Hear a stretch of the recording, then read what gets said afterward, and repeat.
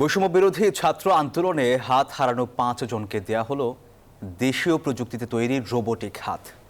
বৃহস্পতিবার আইসিটি টাওয়ারে এক অনাড়ম্বর আয়োজনে সংযোজন করা হয় এই রোবোটিক হাতগুলো। অনুষ্ঠানে উপস্থিত আইসিটি সচিব আগামীতে এমন উদ্যোগকে আরও সহযোগিতার আশ্বাস দেন। কৃত্রিম হলেও হাত ফিরে পেয়ে উচ্ছ্বাস জানান বৈষম্য বিরোধী আন্দোলনে আহতরা। তো গুল্লি মারার পর গুল্লি করতেছে, আর ওরা আমরা কি করছি, ছাদে উঠে গেছে একটা, ওখানে উঠি ওরা আমাদেরকে হাত কোবাই ফেল দিয়েছে, আরেকজনকে মারি ফেলছে। আমার হাত একটু বাজি ছিল। নৃশংস বর্বরতার ইতিহাস আছে পৃথিবীর শুরু থেকেই। বাংলাদেশের প্রেক্ষাপটে ভয়াবহ যেসব অমানবিক ঘটনা ঘটেছে তার অন্যতম জুলাই আগস্ট বিপ্লব। বৈষম্য বিরোধী আন্দোলনে পাশবিকতার এমন ঘটনায় জানালেন আরিফ হোসেন সাগর। সরকার পতন হওয়ার একদিন আগে আমরা জিসির মোড় গেছিলাম চট্টগ্রাম। তো ওখানে আমাদেরকে যুবলীগের নেতারা প্রথমে বাধাও দিছে, মারছে। হাত পেয়ে অনেক ভালো লাগতেছে এখন, আগের থেকেও। আগে তো হাত ছিল না, এখন তাও ওই অনুভূতিটা হচ্ছে না, একটা হাত আছে। আগের মতো তার কাজ করবে না, কিন্তু তারপরেও লাগতেছে হাত আছে।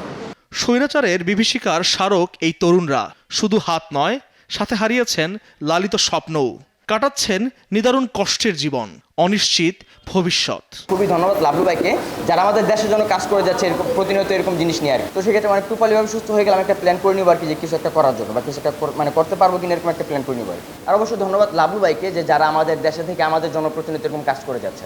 মানুষ মানুষের জন্য কথাটির সার্থকতা প্রমাণে এসব অঙ্গ হারানো তরুণদের পাশে এবার রোবোলাইফ টেকনোলজিস শ্রেষ্ঠ এই বিপ্লবীদের পাশে দাঁড়িয়েছেন আরেক বিশ্বসেরা দেশীয় তরুণ রোবট গবেষক। বাংলাদেশে আন্দোলনে টোটাল হাত হারাইছে 6 জন আমাদের হিসাবে। এর মধ্যে 5 জনকে কিন্তু আমরা সরাসরি হ্যান্ডগুলো ইতিমধ্যে প্রদান করে দিচ্ছি। তো এখানের মধ্যে আমরা 2 ধরনের আসলে হাত ওনাদেরকে প্রদান করছি, একটা হলো গিয়ে ব্রেন কন্ট্রোল আর একটা হলো গিয়ে অটো কন্ট্রোল। সকালে আইসিটি টাওয়ারে এক অনুষ্ঠানের মাধ্যমে 5 জনের হাতে তুলে দেওয়া হলো রোবোটিক হাত। ফর আওয়ার হিরোজ, এরা আমাদের হিরো, এরা আমাদের সন্তান। এই বৈষম্য বিরোধী ছাত্র আন্দোলনে যে মানুষগুলো তাদের জীবন দিয়েছে, অঙ্গ দিয়েছে, তাদের জন্য কিছুটা করতে পেরেছি, এটা অন্ততপক্ষে আমাদের ভেতরে আসবে। কিন্তু এটা আমরা উইল নট এক্সপ্রেস ইট। আমরা আজকে এই ডিসপ্লেটা করলাম শুধুমাত্র এ কারণে, not to display the company, not to display the Babylon group or ICT division, no. আমরা যাতে আমাদের দায়িত্ববোধটা যাতে জাগ্রত হয়। জীবন আগের মতো পুরোপুরি স্বাভাবিক হবে না, তবে রোবোটিক হাত অনেকাংশেই এসব তরুণ বীরদের জীবনযাপনে কিছুটা সহযোগিতা করবে, এমনটাই প্রত্যাশা আইসিটি সচিবের। আল মোহাইমিনুল খান, নিউজ 24, ঢাকা।